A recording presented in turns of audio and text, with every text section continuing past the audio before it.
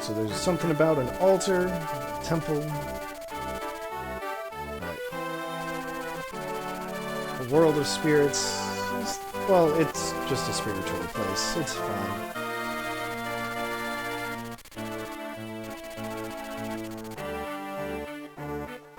Hey, a grand inheritance, huh? This should be interesting. Alright, so Chapter 2, Sword of Spirits.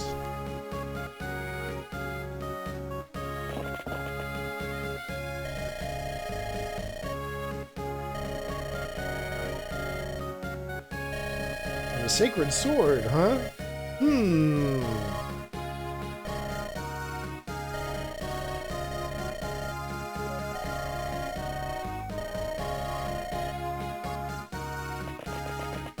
Reference to a religion, ancient customs, a mustached old man.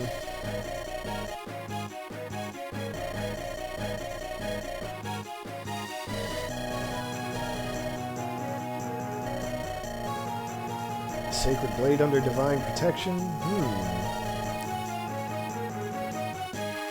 Using a sword in combat is absolutely sacrilege. This guy's name is Glass, huh? What do you say we shatter this guy?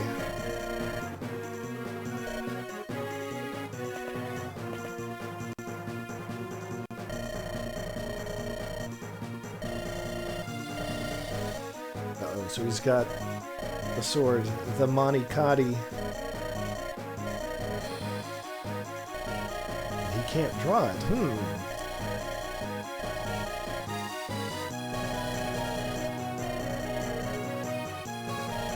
You see, it's a magical sword, so he can't actually use it. Those are the rules.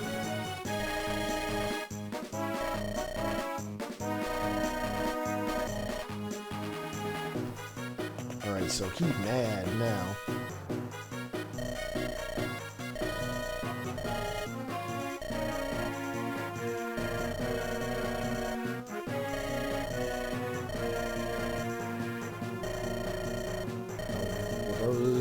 Gosh darn ruffians. Can't let them steal the sword. It's very rude.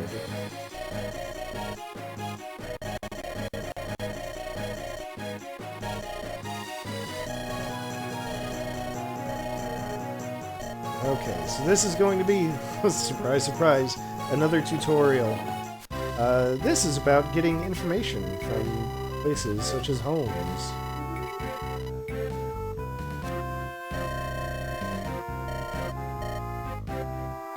So I'm pretty sure I have to do this.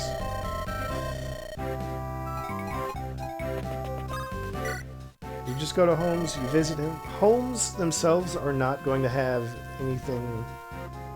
Well, let me put it this way.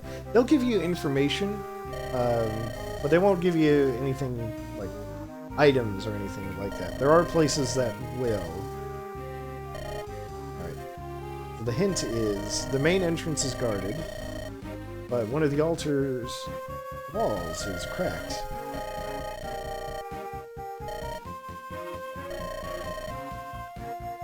If you just bash the wall, then perhaps... What they're talking about is this spot right here. You see there, that 30 means it's got, well, 30 durability, and if you attack it enough, you break it, and then you can just go in through the side and ignore these enemies down here. But same. Has to go to this home first.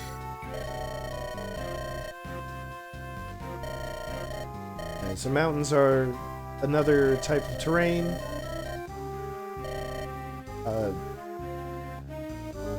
So mounted units, like the cavalry,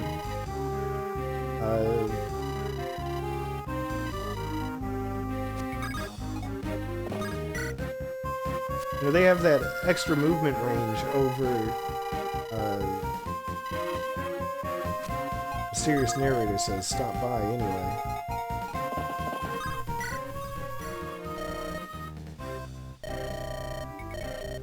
Alright, so this is just about the sword. The sword is waiting for its rightful owner. Weird.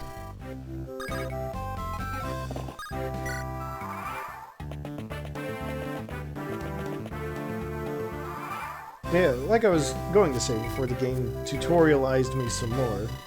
Great. Fortresses now. Fortresses are really good, though. Both enemies and allies can make use of it. So they offer better cover than woods do, and a unit will gain 10% of their HP rounded down at the start of every turn when they're sitting in a fortress. That's going to be true also of thrones. You can see their defense 2 avoids 20, just like the fort. So if you can make use of them, you should. There's no harm in it.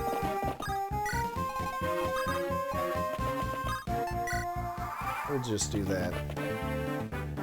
Anyway, what I was trying to say before I was interrupted multiple times is that the trade-off with the cavalry units, the cavaliers, is that you know they do have that extended movement range, but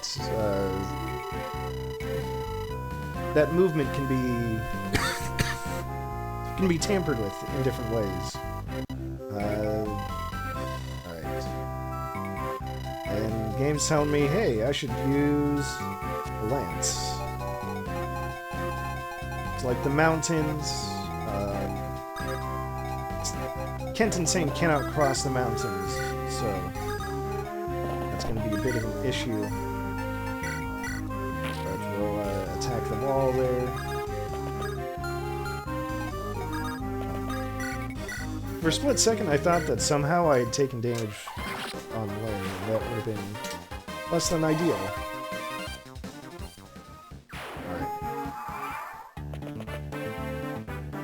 That makes sense. I'm gonna go for Sane. Oh, hell yeah. I love that sweet 2% crit. Beautiful. I didn't mention it before, but a crit, you know, on top of having the cool animation, it does triple the damage. So, you know, you want those.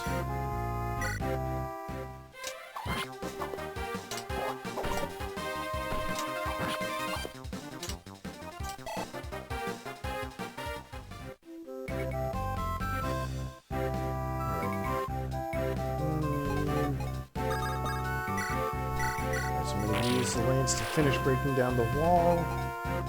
And then, here's the thing I'm gonna do. It's a trick that I've learned for trading. So, remember how I said you can rearrange a unit's inventory?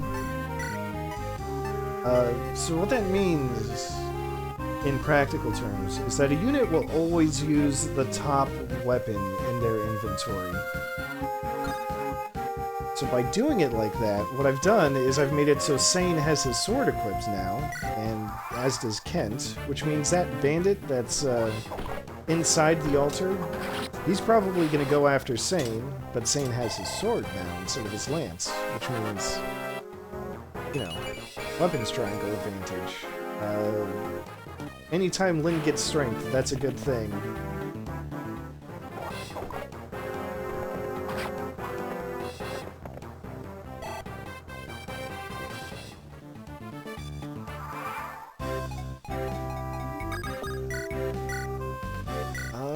Oh, you know, I realized I didn't finish talking about it, did I? Upon level up, every stat has a chance to go up. Not every stat will, generally speaking. Each character has, like, their own unique growth rates, as they're called.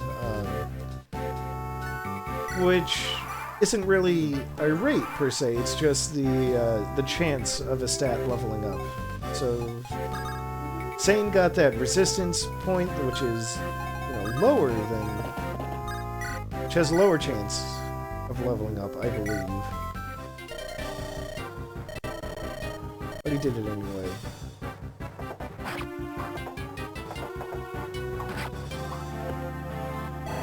I'll be honest, I don't remember how many points is considered a good level up, but generally, a unit will only want, like, 2 key stats. And everything else on top of that is just gravy. Alright. So I could go... yes, this is another thing that happens. Some enemies will have items they will drop when you defeat them. Yeah, you can... It's too late to show it off now, but here's where it says, if the items are glowing in their inventory, then you will get the item for defeating them. So I could send Lyn down there to kill that last bandit, but I don't actually need to. I'm just going to seize the throne.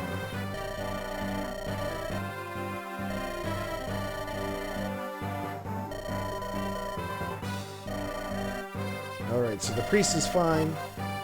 Lyn is readily identifiable.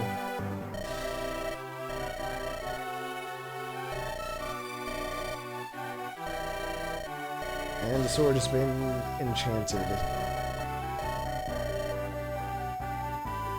So it wasn't really that Glass wasn't worthy, it was that the priest just wouldn't let him. Through magic.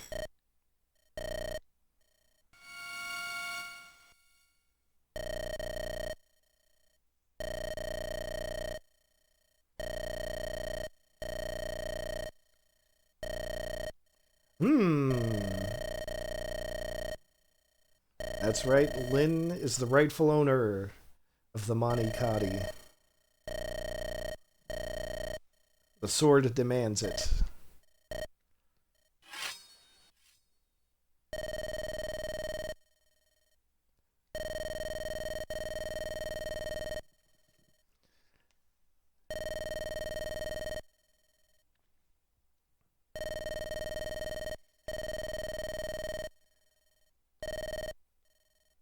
So I believe there's a drill tweet about a blade that will shatter unless it's from the touch, the delicate... I can't believe I fucked it up already. A sword that will shatter from any touch but that of a lesbian. That has been paired with that CG of Lyn holding the sword. Quite a lot.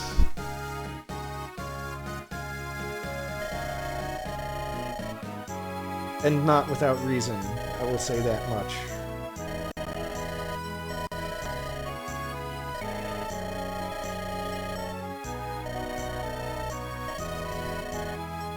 Oh, Kent. He's making it all sound very reasonable. Magic swords that choose their own owners. He sees it happen to him. Like, well, you know, there are legends all over the place about it. It's fine.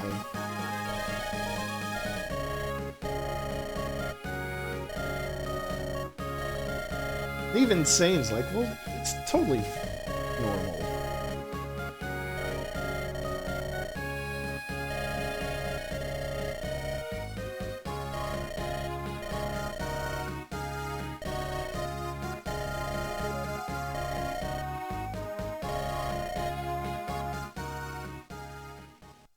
So main characters in all of Fire Emblems have it's known as a preferred weapon. It's a weapon that only they can use, not any of their allies, and it usually has special properties. So, you know, that's cool. Anyway, here's this asshole, Lord Lundgren.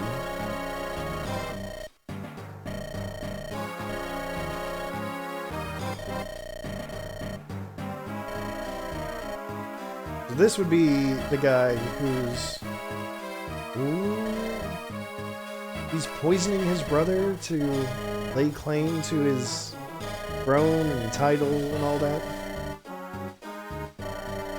Trying to pass it off as sudden illness.